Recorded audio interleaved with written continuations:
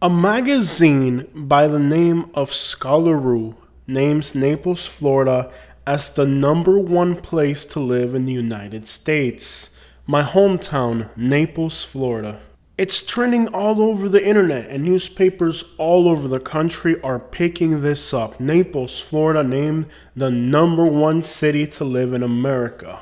So I'm going to tell you guys the truth about this online list, since I have been to many of the cities that are on their list. Here they are highlighted in yellow. Those are the cities that I've been to from their list. #1 is Naples, Florida. That's what this video is going to be about, so we'll get back to that. #2 is Carmel, Indiana. We were there like 3 weeks ago. It's a newer suburb on the north side of Indianapolis, an unimpressive city. It was 22 degrees. I didn't really see anything special. If you wanted to move to a colder weather city and be in a nice suburb, this is a good suburb outside of Indianapolis. Is it one of the greatest places, the second best place to live in the country? Not even close. It's nice. It's not bad. I was just there. It was okay. It was not incredible. The one thing that it does have going for it is it has incredible incomes, and it has a lot of affordability, and it has a lot of safety.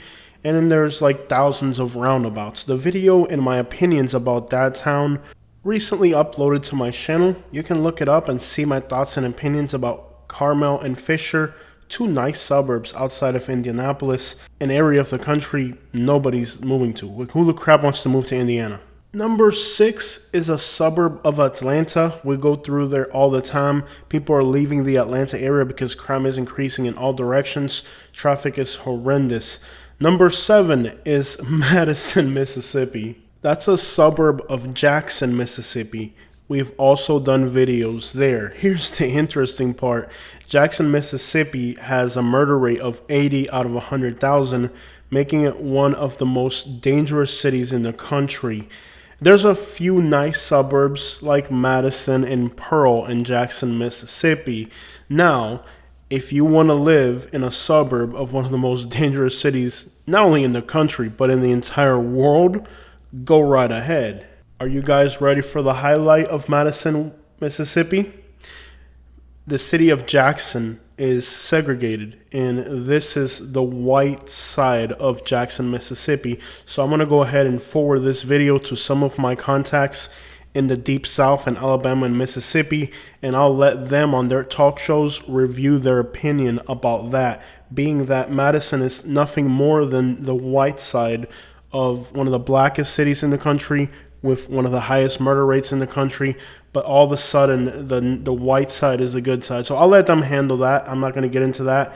I would not want to live here. This is the elite white rich people of one of the most messed up places in the country. Jackson is undoubtedly one of the worst cities in the country, and the notion to suggest that people should move to the nice suburb in one of the worst cities in the country is about as stupid of an idea as you could come across. Not only that, I would rather have a root canal with no anesthesia than to be living in the Jackson, Mississippi metropolitan area. Don't think by any means living in Madison, Mississippi is a sweet package. You're living in the white side of a black city that has a lot of problems. I mean, you're going to deal with all types of problems, from finding workers to just, you guys have heard my stories about Alabama. There's no reason to elaborate. There's no reason the city needs to be here. I could elaborate for half an hour about why Madison, Mississippi can't be on this list, but that's a whole nother conversation for a whole nother video. But I could definitely elaborate more on why Madison, Mississippi is not the place you want to end up in. For one, it's a slap in the face to the people of Jackson, Mississippi. They don't even have running water sometimes. The city doesn't have paved roads. It has one of the highest murder rates. It's absolutely one of the most hideous places in the country. And now you're going to say that the suburb where the rich white people live, in that city, that metro area, come on, dude, that's just so wrong. That's wrong on so many levels that I can't even have time to explain in this video. Between the border of Kansas City, Missouri and Kansas City, Kansas are some beautiful little suburban areas. It's a pretty area. It's not bad. I did a video showing some of the most beautiful houses in that part of Kansas City, and it really is gorgeous there. Absolutely some of the most beautiful neighborhoods in the country, but then you're still in Kansas City, Missouri. I mean, you gotta drive another 1,000 miles to be somewhere else. All right, guys, so take a look at the bottom of their list. At the bottom of their list is San Francisco, California, the city with the highest incomes, the most beautiful city we've seen anywhere in the United States, some of the best restaurants, some of the most prepared young people you're going to find anywhere in America. For any large city its size, it has one of the lowest murder rates. There's no reason why San Francisco should be at the bottom of a list. Now you hear a lot of bad things about California, but that's mostly a narrative of political agendas trying to get people to leave these cities. A lot of people left San Francisco and lots of other large California cities because they were there for tech jobs, and the rents in San Francisco are extremely high. It didn't make sense for them to stay in San Francisco if they didn't have those tech jobs, because it's a very expensive place to live. But it's definitely not something that would be at the bottom of a list. I would rather live in San Francisco than in Jackson, Mississippi. If you guys saw my Monterey videos, that's right outside of San Francisco. We were literally looking at over 100 whales on a whale watching trip. This is one of the most incredible, beautiful parts of the country. How San Francisco would end up on this list, it just goes to show whoever made this list probably has never been to 5% of the places on this list to even know what they're talking about. I didn't really find San Jose, California to be impressive. It didn't seem like a place I would move to because it's very expensive, but it didn't have like horrendous things that would make it be at the bottom of a list. San Jose has the most expensive real estate in the country. It has one of the lowest murder rates for a city its size. Very difficult argument to make. Los Angeles is kind of a city with 20 million people, so that speaks for itself. Memphis, Tennessee would definitely be along the bottom because it has extraordinarily high murder rates, just horrendous stuff. Oxnard, California, we had Mexican food there. It was a landscape unlike anything I've ever seen. It's definitely not a great place. We didn't go to Modesto. We were right outside of Modesto. We didn't go in. New York City, come on, dude. Like, one of the greatest cities in the world. Get the crap out of here. Detroit, Michigan makes the worst list of everything. How Memphis is worse than Detroit is questionable. And then they threw Baton Rouge in there. Whoever came up with this list definitely had some type of brain injury, because they also threw Houston, Texas in here. And Houston's a huge city, and it's got bad parts like any city that size would have, and it's got good parts like any city that size would have. But notice how there's like small places like Oxnard on this list, and then there's like giant cities. It's a very interesting list because they threw gigantic cities in with smaller places. Very strange. I mean, if we're throwing Modesto and Oxnard into this list and like 5 other like California cities, why isn't Oakland on this list? Why isn't El Centro on this list? I mean, this is Sacramento. Why isn't Sacramento on this list? Very confusing. As a traveler who's only gone to like 32 states in the country, I could go on and on about this list. And well, if you're going to throw Baton Rouge, Louisiana in there, why aren't you throwing New Orleans in there? Why aren't you throwing some of the smaller towns that have worse crime statistics than Baton Rouge? It's a very perplexing list. We had Madison, Wisconsin. That would have made more sense. But they had Madison, Mississippi on their best list. So why isn't like Katy, Texas on their best list? Because Houston's on their worst. This list makes no sense. So like before I can even like target, I'm very specialized in Naples. I lived there over 20 years. But before I can even target like the topic of this video being Naples, I just have to address how misappropriate this list is in general, both their best and their worst. So by their own metrics, it doesn't make sense. But let's just target Naples, Florida.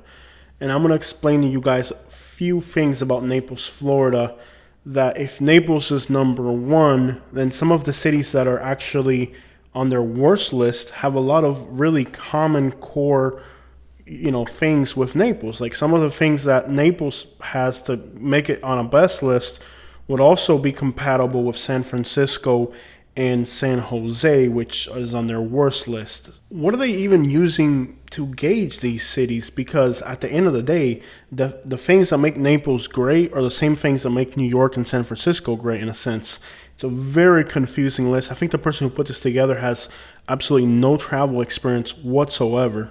And what's beautiful about this list is that I've been to so many of the places on their best and their worst list, and it gives me an idea that whoever made this list has no clue. But let's focus on Naples, Florida, because it's my hometown and it's claimed to be the best city. Florida as a whole has a huge problem with income inequality.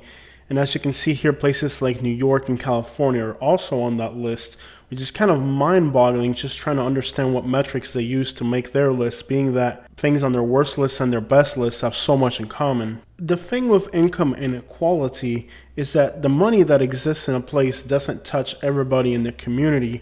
Places like San Francisco are good at making sure that everybody has good incomes. Now, as we can see from that map from Forbes and from other articles, we know that Naples, Florida has some of the worst income inequality in the country. Actually, it's the third worst income inequality in the entire country. And what that means is that while there's a huge concentration of wealth in the Naples area, there's also a huge amount of poverty in Naples.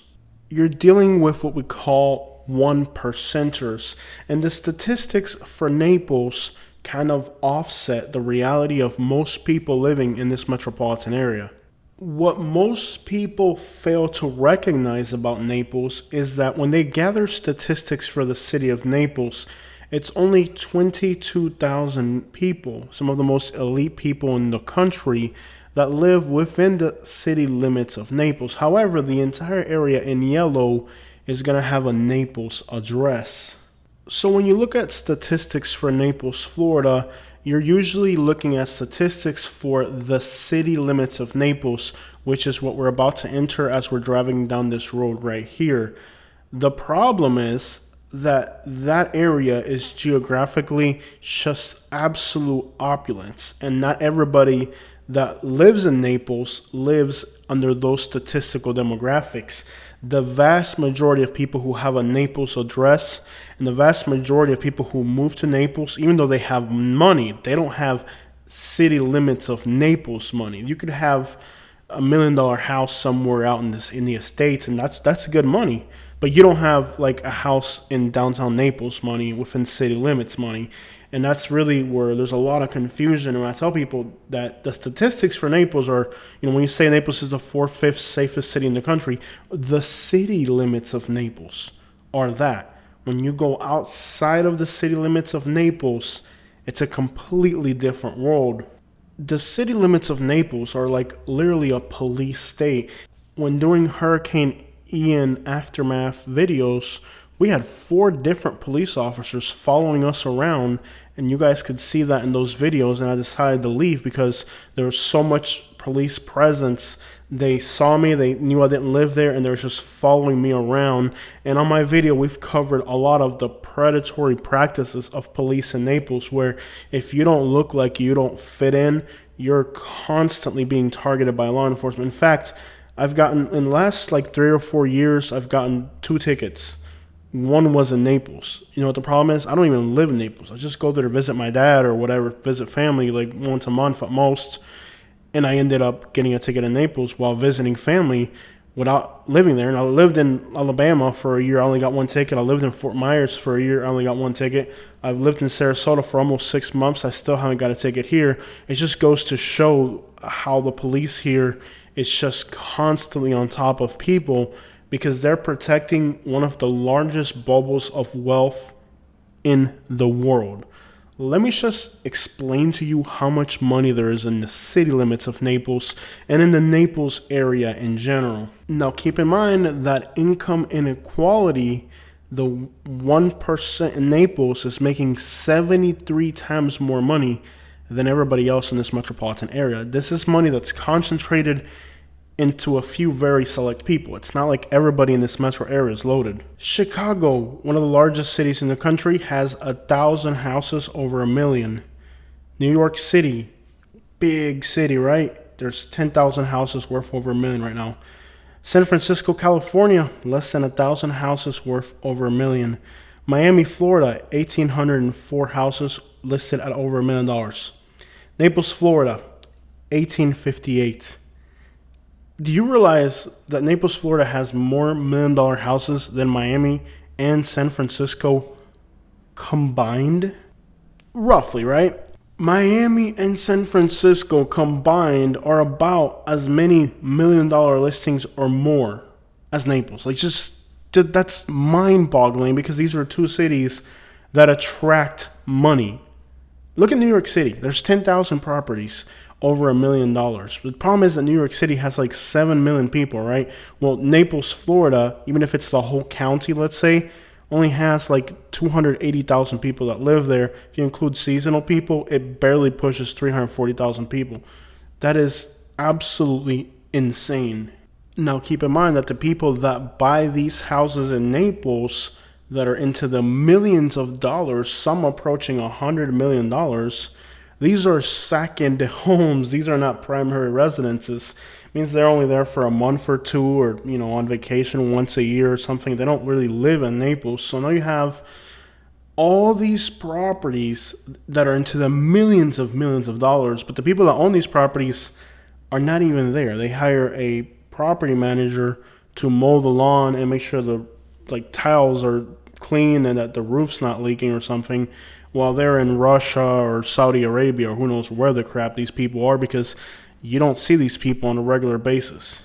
During 3 or 4 months of the year, Naples has a good economy when the snowbirds come down. But over the last few years, Naples, Florida has had a few little issues. One of them is something called the red tide.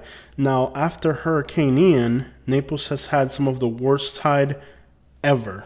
Here is the current map from FWC of red tide in Southwest Florida. Most of the coast is red. That alone means Naples, Florida can't be on this list, because this is a massive ecological disaster and it's never been this bad. This is completely unprecedented. Then we had Hurricane Ian, which put the vast majority of the Naples coast in about 8 to 9 foot of storm surge. The good thing is that these are absolutely multi-million dollar properties. They can afford to rebuild. Hurricane Ian has been one of the craziest hurricanes that Florida has ever had. In fact, other than Hurricane Michael, which was significant, and you'd have to go back to the 1800s to hear a story about a storm surge like what we had with Hurricane Ian, Naples, Florida is going to need some time to recover along the coast, and that is really the draw of Naples, is the beaches. So if the beaches are completely annihilated and it's going to take a few years to rebuild along the coast, then what makes Naples beautiful is no longer there. Naples Pier is not there anymore, and that's the iconic thing that Naples has that draws all these people. You have red tide, which irritates your skin, makes you sick, kills all the fish on levels completely unprecedented. You have hurricane debris all along the coast that will take who knows how long to clean. At least for the next year, Naples isn't going to be this paradise destination. There's a lot of work that has to be done in the city. So what's happened now is that these people that own these multi-million dollar properties, they have to rebuild their properties that were destroyed. That means that at least for the next year or two, while these million and multi-million dollar properties are being renewed, a lot of the people who own these properties and are usually not in Naples during the whole year are going to have to be in Naples. And rents that were already exaggerated before Hurricane Ian, let's say a rent was like $3,200 in Naples, those rents are now going upwards of $8,600 a month. The people that live in these mansions that are worth $20 million, that are their second homes, not their primary homes, they have no problem paying $8,000 or $9,000 for a rent. Now I've heard cases of 10, 12, $15,000 if they can find like a mansion or something. In fact, even before Hurricane Ian, if you're gonna rent like a mansion in Naples or Fort Myers Beach, you'll be pushing between 15 to 21,000 a month. The average person just can't wrap their minds around this, but for somebody that owns a house in Naples on the beach, to spend $200,000 a year renting a property is absolutely nothing. I mean, they'll buy a house for $15 million, live in it for 2 years, or just use it during the weekends or whatever, and then they'll sell that house for $20 million. They'll make a $5 million profit. So $200,000 is a insignificant fraction of that amount of money. Therefore, what's happening now in Naples is that all these rich people that own these properties are coming in, and a huge, I mean, like just about all of the most elite real estate in Naples just got wiped out, which is all along the beaches. So a normal apartment that would have gone for $2,400, $2,600 a month before, now you can get $4,000, $5,000 for it if you can find it. Because I said these rich people are going to be in Naples while they're doing, remodeling their houses or whatever. It's just very untimely for Naples to be even put on this list right now, because while the vast majority of hurricane cleanup efforts are happening, some of these processes are going to take a long time. How long will it be before the Naples Pier is open again? I mean, that's really the real sign of normal. I mean, things are back to normal. You got power, water, and stuff, but like, it's very untimely for anybody to name Naples the best city to live in right now. It's not really a place you want to be. In fact, I was living in Fort Myers, Lehigh Acres, which is like a commuter community of a commuter community to Naples, and right after Hurricane Ian, we got out. We just left because the destruction and the inconveniences of living in Southwest Florida right now are huge. You still have a lot of cleanup efforts. I mean, there's trucks, there's dump trucks, there's incredible traffic jams. Every single day this week, when I open my phone on NBC2 News or whoever reports to my Facebook account, every single day this week, Interstate 75 has come to a complete standstill as vehicles have accidents. There's no infrastructure in the Naples area. You have places like Lehigh Acres, Cape Coral, Golden Gate Estates. You're talking 300,000 or 400,000 people who live in cities that have absolutely no infrastructure, no business centers, and those people have to commute into Naples or Fort Myers for industry. And now you have a problem where Naples just doesn't have the infrastructure to deal with the amount of traffic.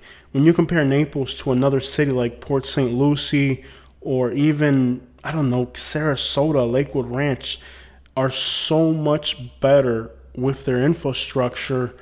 Naples, not only is there not infrastructure, there's no plans to make infrastructure, which means that the traffic situation in Naples is only going to get worse. I would say 2015 was probably the last year that Naples was a normal place. Like, from there forward, homelessness increased, traffic increased. That's when me and Katie looked at each other and said, hey, we've owned property here for many years. We worked so hard to even obtain this property. We're selling it, we're leaving because this has become unmanageable. And don't think that the wealth of those people touches the regular working class people that live in Southwest Florida. The whole time I lived in Naples, I lived on a misery salaries, working my life away like an animal. Quite literally, the whole time we lived in Naples, we never got ahead. This wealth doesn't trickle down to the normal working class person. In fact, a lot of people told me this. Now, this isn't something you're going to read on the news. I know that I walked past a house in Naples and I smiled because some of these people did some horrendous things to me. Even though they were multimillionaires, they still rip off regular working class people. So I also had that same day that I walked past a house and I smiled. My friend called me. He said, hey, Jose, I drove past this house in Naples and it's just, I got a big smile because this rich guy ripped him off, and I got burned a little bit. He got burned into the thousands of thousands by this rich guy. And so, like, a lot of the regular working class people, like in Naples and stuff, a lot of them are actually like not really too upset that these rich people on the coast had this happen to them, because we've been getting exploited by these people for the longest. I made a YouTube video about it, and a lot of people actually agreed with me. Look at this, guys. This is paint. Can you imagine how many gallons of paint? Every one of these houses has 40 or 50 gallons of different chemicals. How much of it just washed away into the Gulf? This is unprecedented contaminations. And there's really no knowing how far these ecological damages are going to go. So, I mean, like, I really could go on forever about how Naples really isn't the best city to live in right now. Might have been that all the way up to 2015, definitely. Even I got out of Southwest Florida. I came up to Sarasota, which didn't have the same damages from the hurricane, because I couldn't stand the smell, the traffic, the congestion, just the chaos of life after a hurricane. And the vast majority of Naples is back to normal now. But at the same time, there's still a process now that you have to go through, which is going to attract traffic, congestion, construction, dump trucks. It's a nightmare of traffic and congestion in a city that doesn't really have any infrastructure. And if you still think Naples is great, traffic congestion in Naples is absolutely some of the most horrendous traffic congestion you're going to find anywhere in the United States. And I've been to Newark, New Jersey, Los Angeles. Naples is up there with traffic congestion. Immokalee Road is quite literally unpassable during the rush hour during the winter. During the summer, you can get across Immokalee Road in 21 minutes from one end to the other, clear through Naples. But when the snowbirds are down, I'm telling you, it's been 45 minutes to an hour just to get from US 41 to Interstate 75, just like this, bumper to bumper. I used to live right off of US 41, and it would take us 15 minutes just to get on 41 and pull a U-turn if you're going southbound. And then the vast majority of people that live in Naples aren't living in $20 million houses along the coast, man. They're living out in the Golden Gate Estates, Golden Gate City, or Lehigh, and they're going to commute through some horrendous traffic. I mean, this is to get on Immokalee Road, which is usually 45 minutes heading out of town. Then you still got to get on Interstate 75. And like I said, this week, every single day, it's been closed for some reason or another. Mile marker 118, mile marker 123. At some point, they're just closing it down. It's not really, this isn't really a paradise scenario. Bradenton and Sarasota traffic, even now that I live in Sarasota and Bradenton, I'm really starting to grasp the idea that Sarasota and Bradenton are vastly better than Naples. Not so much Bradenton, let's just be clear about them. It's Sarasota for sure. It doesn't have the volume of millionaires that Naples has. There's still good money here in Sarasota, don't get me wrong. I see Lamborghinis and Ferraris on a daily basis. In fact, there's a Lamborghini that's starting to get me very angry, because every morning he comes to a coffee shop and you can hear this thing from half a block away. It's just roaring its engine. There's money here in Sarasota too. It's not a poor community, but there's schools, there's education, there's good companies, there's a nice downtown with beautiful architecture, there's beaches just like Naples. Talking about the beaches in Naples, which is another reason that Naples beaches haven't had clear water and I don't even know how long. Used to be that you would go to the beach in Naples and almost every time you went, the water would be crystal clear. The beaches in Naples cannot compete with the beaches of Miami, Broward, Palm Beach, the Florida Panhandle, even Clearwater and St. Pete have clear water. The beaches in Naples, the watercolor is never that pretty. What makes Naples pretty is that there's a lot of natural settings along the coast. You definitely don't have that in the East Coast like Miami, Broward, and Palm Beach. You do have it along the Panhandle though. Another great thing about Sarasota, it's I really feel like Sarasota could have easily been a better city than Naples. And I don't know if you know this, but from somebody that's from Naples to tell you that Sarasota's better is super offensive, because these cities have a huge rivalry. Being from Naples and living in Sarasota, I don't even tell people I'm from Naples. I tell people I'm from Fort Myers, because Naples and Sarasota have a huge rivalry. Keep in mind as we're watching this video, as we're driving down Immokalee Road, that I cut out the spots where we stopped. I'm only showing you the parts where we're moving. So in real life, this drive is a little bit more hectic than what you're seeing here, because here I'm just showing you once we're moving, but there's times where you're stopped for 3 minutes, 4 minutes, 5 minutes. and I cut that out to make the video kind of make more sense, but it's actually worse than what you're seeing on this video. But anyway, Sarasota's a lot better. The traffic here moves more fluently. If you're coming on Interstate 75, there's always a slowdown passing Sarasota, no doubt about it. But Sarasota put in the infrastructure, and they have been able to manage the growth. Naples has not put in the infrastructure. They're not going to put in there's no plans for it. And here's a city that people are still moving to, and there's no infrastructure, and there's no plan to make the infrastructure better. They don't have it. They have what they call a 10-year plan or whatever. There's nothing really in the works because there's all types of ecological preserve lands and stuff. Because when they first built Naples, they put in all these regulations to try to control development. And Cape Coral kind of went through the same thing where like it worked out when you had 10,000, 50,000 people. It made sense. But it doesn't make sense when you have like 500,000 people now during winter. You know what I mean? My dad lives in Naples right now. When I talk to him, he tells me he's afraid to go to the Publix because there's always a very aggressive beggar.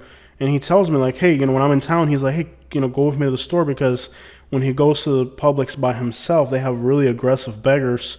And he tells me he's afraid to go to the store by himself because they're so aggressively begging. The McDonald's across from the Publix in North Naples, there's people sleeping on the front porch all the time. Naples is not what it used to be. There's more congestion. There's no plan to fix the congestion.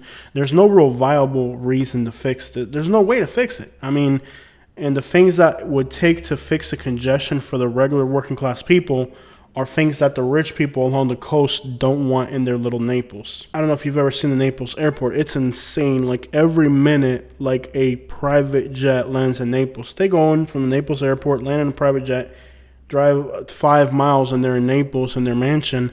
And then they don't leave Naples. They're going from the beach to their restaurants on Fifth Avenue South. So they don't really get to see this right here that the average regular person sees every day. So since it doesn't affect them, they don't give a crap. I mean, they don't give a crap that the regular working class person has a 2-hour commute.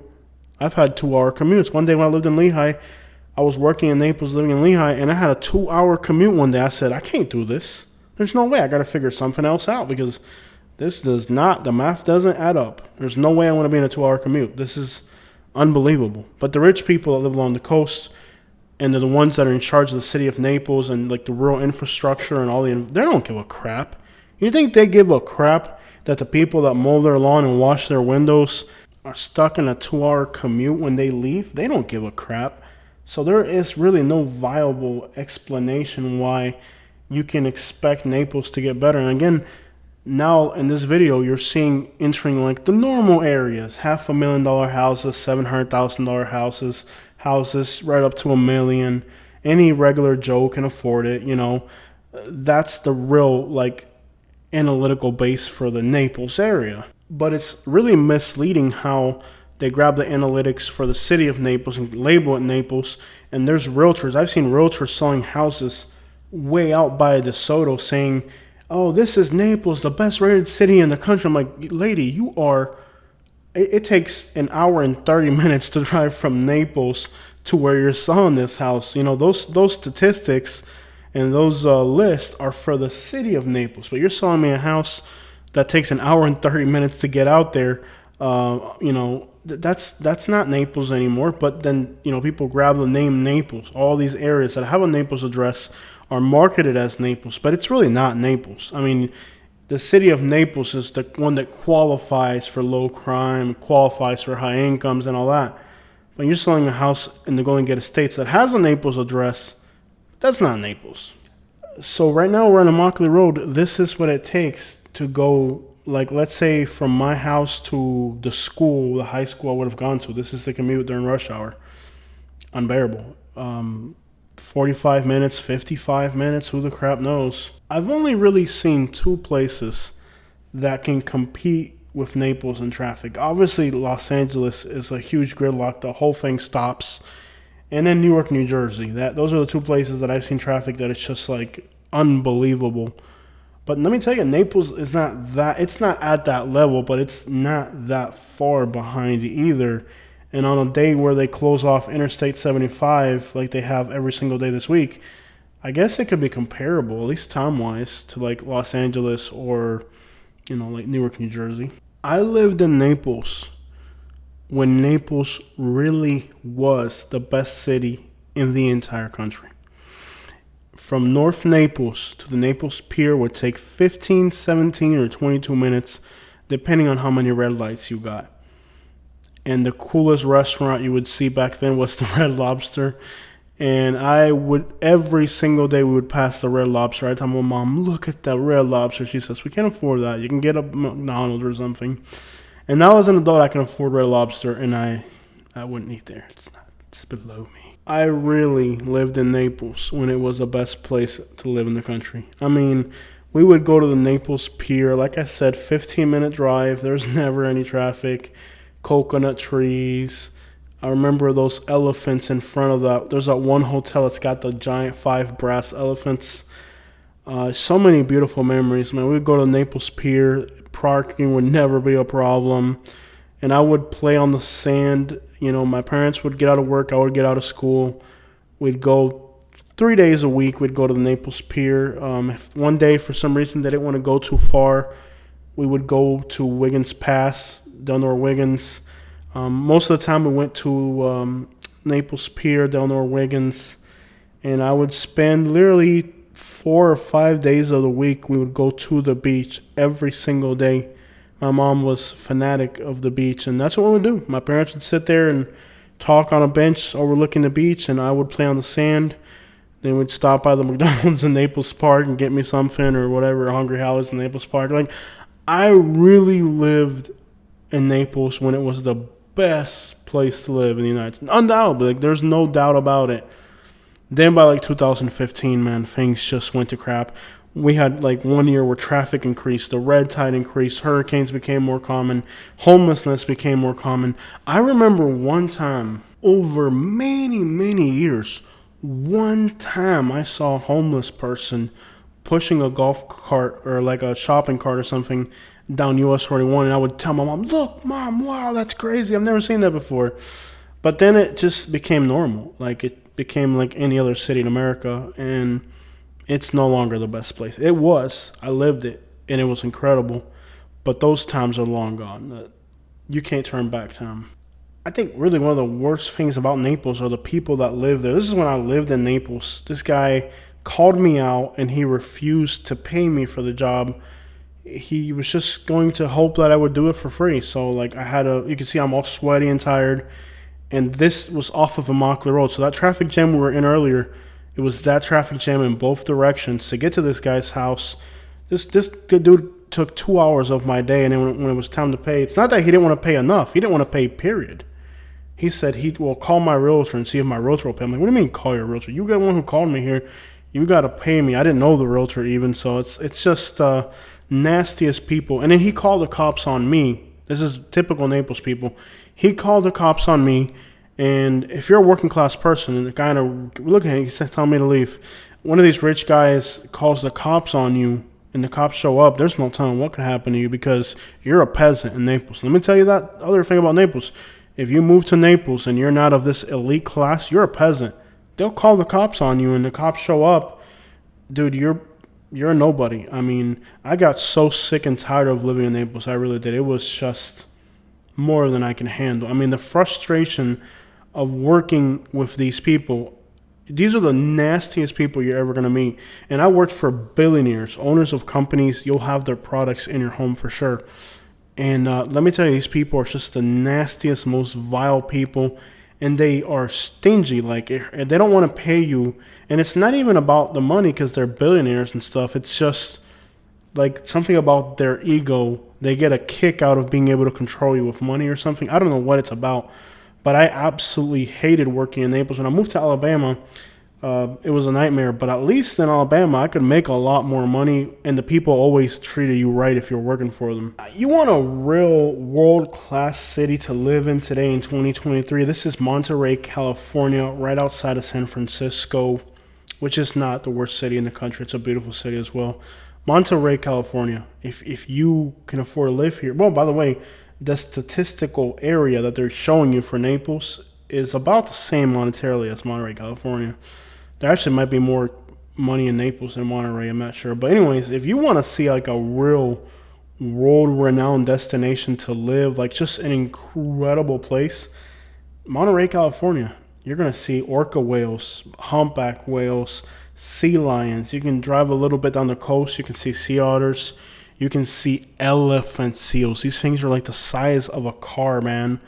That is a world like if like today in 2023, like if I had all the money in the world, even though I'm from Naples, I probably wouldn't really care to have a house in Naples. Like Monterey, California is like mountains, wildlife. It's just gorgeous. Like to live in Monterey, California today would be like to live in Naples when I grew up in Naples.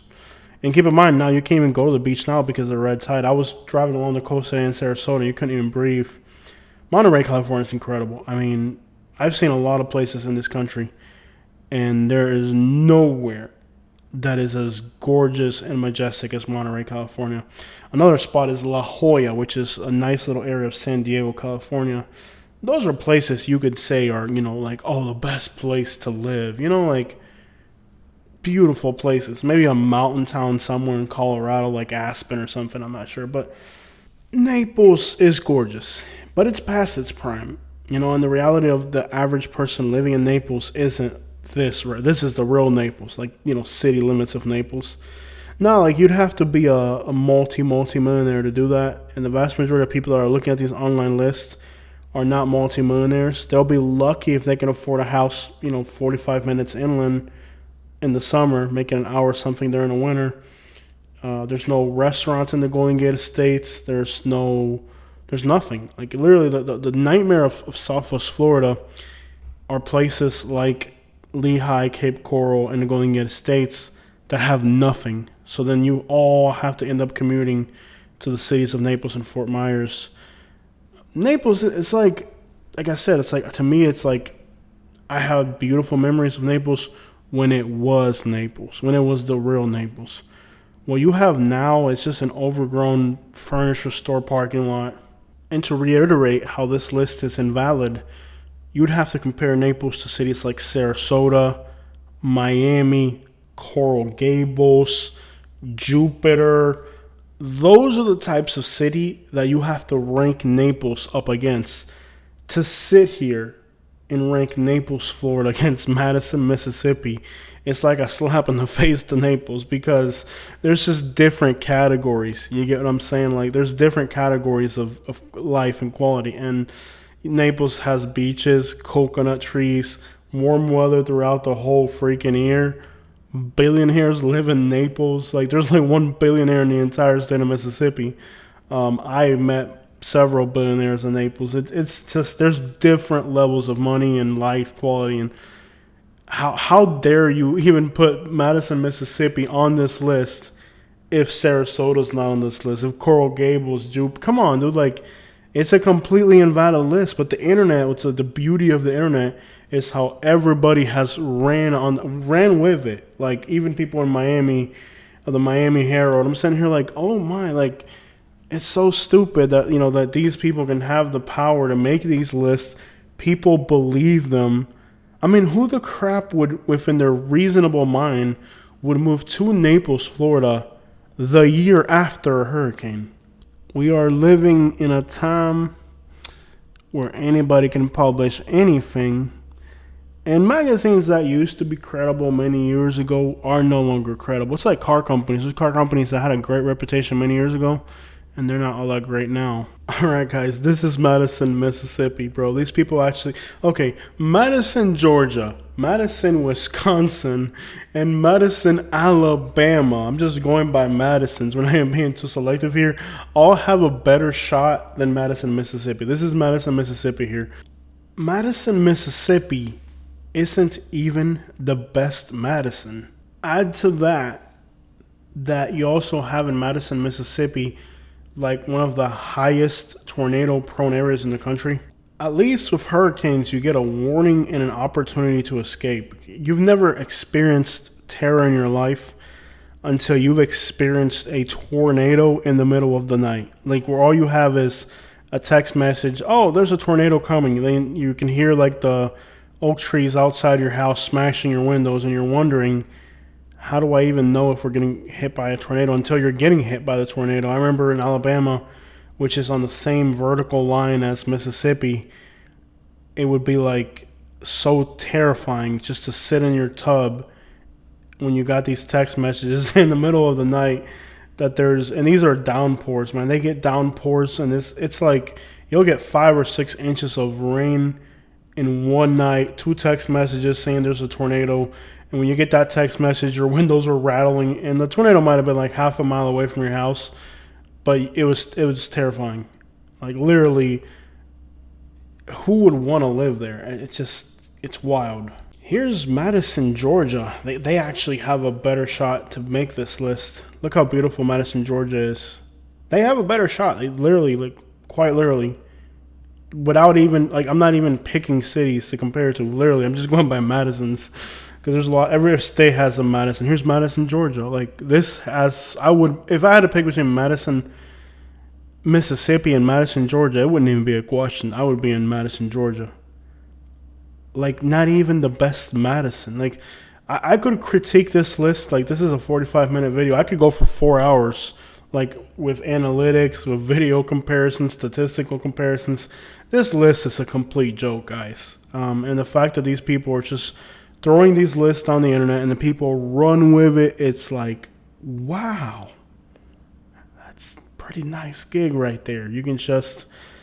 I would definitely make some incredible troll videos like that, but I don't have the heart to do it because somebody's going to watch it and they're going to believe it and they're going to move there. And that's really the sad part, that somebody's actually, I can guarantee you 50, 100 people this year are going to move to Madison, Mississippi. And they're going to expect it to be like an incredible place because scholarroo.com said it was incredible. Just wild.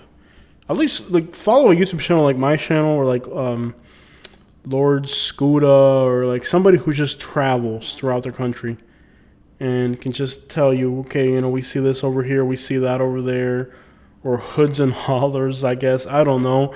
Briggs, or according to Briggs, Nick Johnson, like a channel that travels, you know, and that has some type of, you know, real life travel experience. And like things change quickly, especially here in Florida. Like if I went to like Jacksonville, Florida 5 years ago, that's completely irrelevant. Like literally, I live right outside of Tampa and I'm 45 minutes from Tampa.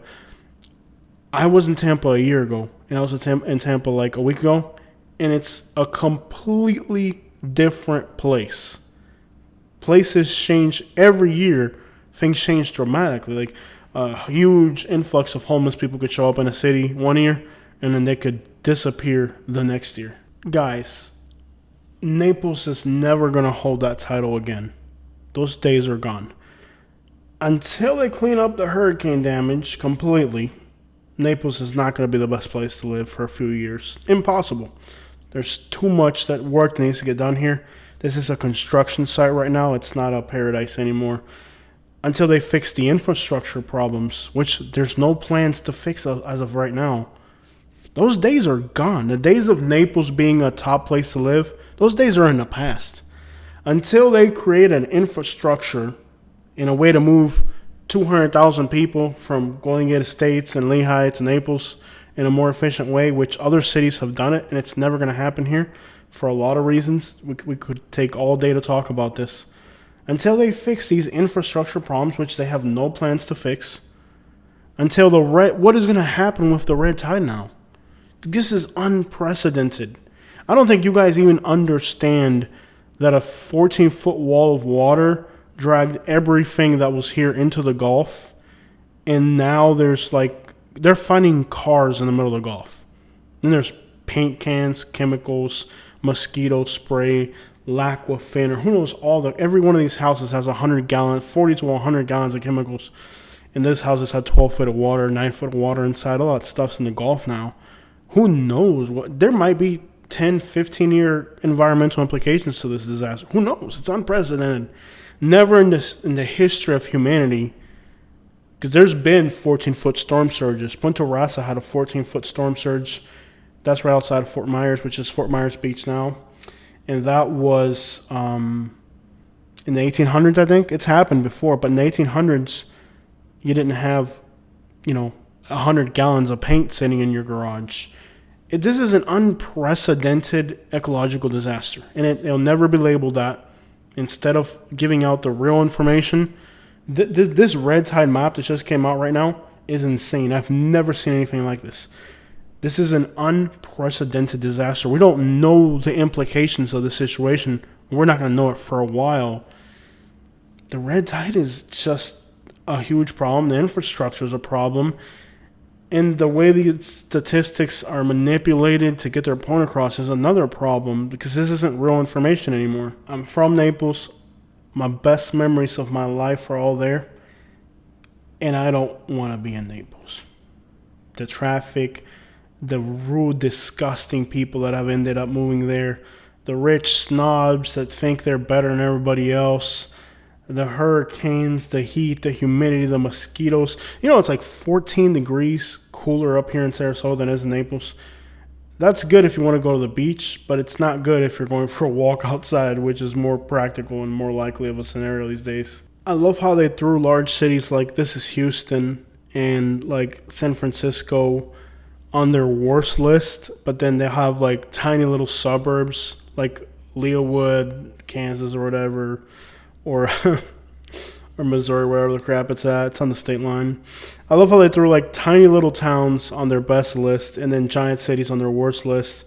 But why didn't they just say Kansas City, Missouri? That would have. My question is, what type of metric is this? Where like you have one tiny suburb on the best list and an entire giant city on the worst list. But then they didn't use that same metric to put a place like Katy, Texas, a nice suburb of Houston, on their best list. It's ridiculous. Like, for all practical purposes, nobody's going to move to Jackson, Mississippi. A lot of people will move to a nice suburb of Houston. Trust me. It's just, who the crap. It's just, like, the real story. This video was supposed to be about how Naples isn't the best city. But when I looked at their list, I mean, I knew Naples wasn't the best. But when I looked at the rest of this list, it's kind of like this video became about, like, anyways, I've never been so disturbed my whole life. I'm going to let you guys go. This is about an hour-long video. I could easily have gone for 5 or 6 hours breaking this whole thing down. Trust me, I could. But I have a life to live here.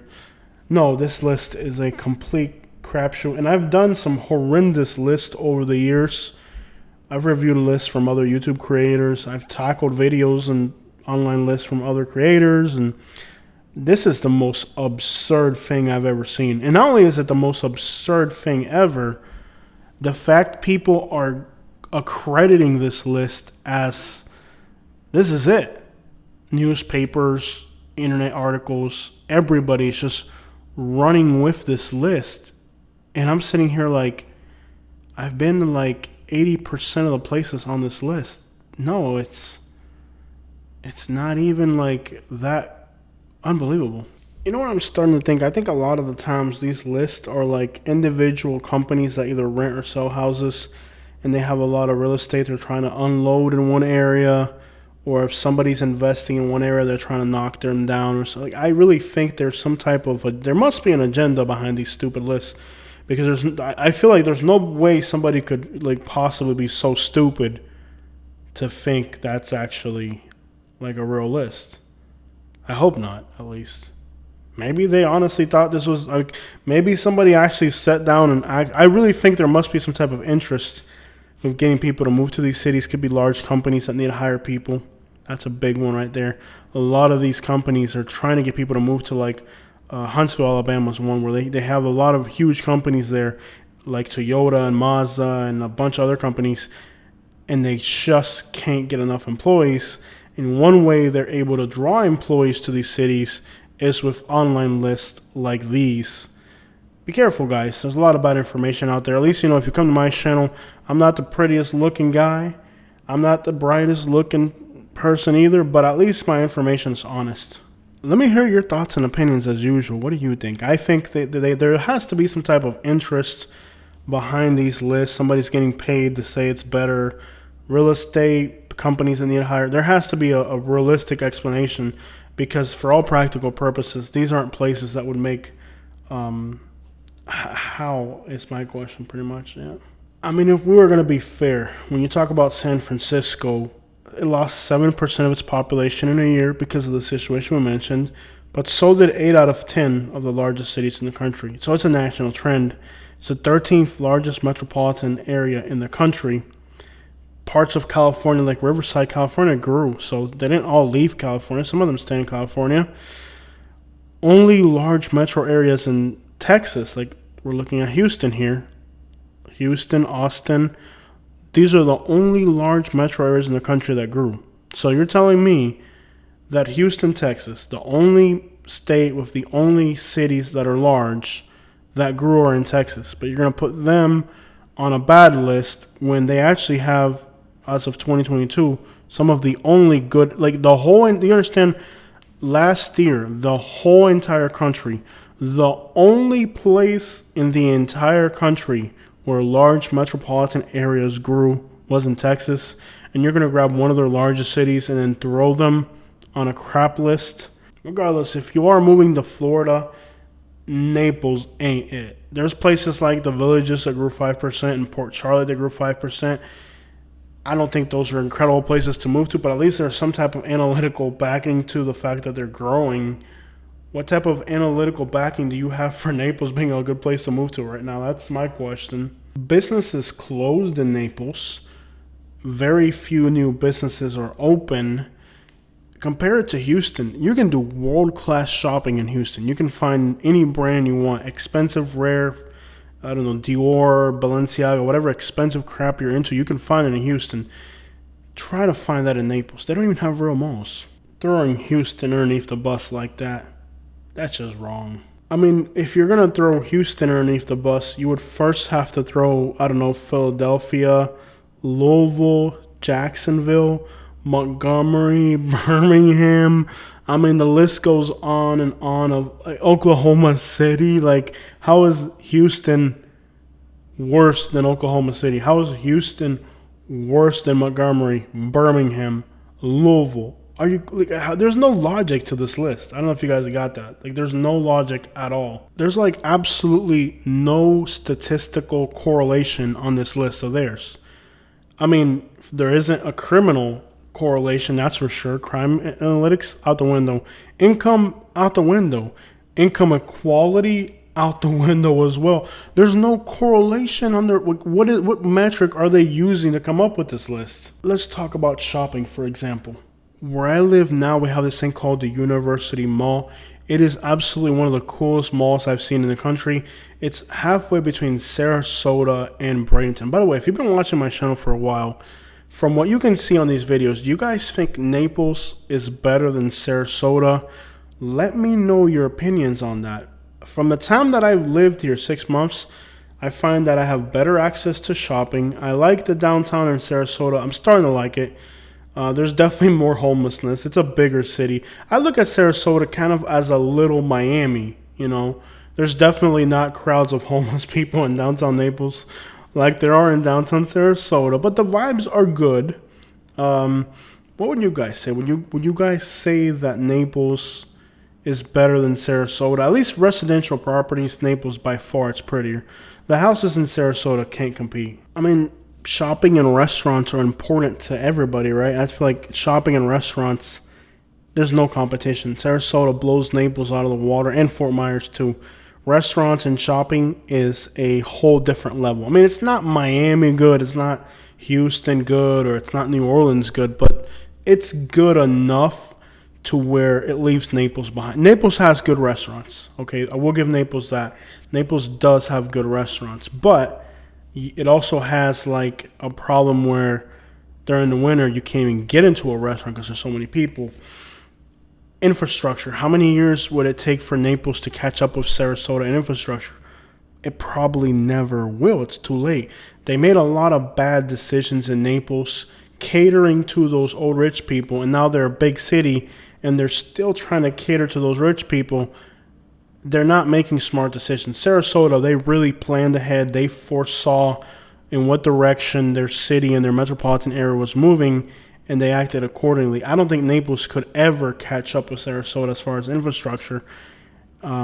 Then you got schools here. You got dentistry school, medical schools.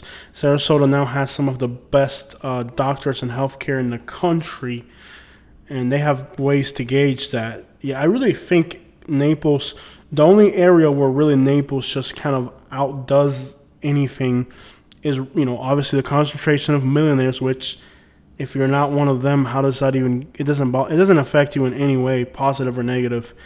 But there is one way that Naples kind of shines in a better way, and that's residential properties. Sarasota can't compete. There's beach houses here. There's into the million. There's a lot of money here too. But just the beauty of neighborhoods like Pelican Bay, Pelican Marsh, Pelican Landing, Pelican this, Pelican's foot, Pelican's face, Pelican's ear, Pelican's feet, Pelican's feather. You know what I'm saying? They have a lot of like really over the top gated communities, and like areas that are just gorgeous. Take downtown Naples with all the coconut trees. Fort Myers has beautiful neighborhoods too, but again, infrastructure. There's just completely incommunicated areas. Sarasota just doesn't have that. Lakewood Ranch is a marvel of a place. I really feel like Lakewood Ranch, where I live now, is stellar. I mean, I think the only thing that could really compete with this area for suburban sprawl is the outskirts of Orlando, with the downside that they have a lot of toll roads, and we don't have that here. Yeah, I feel like Naples really doesn't belong on that list right now.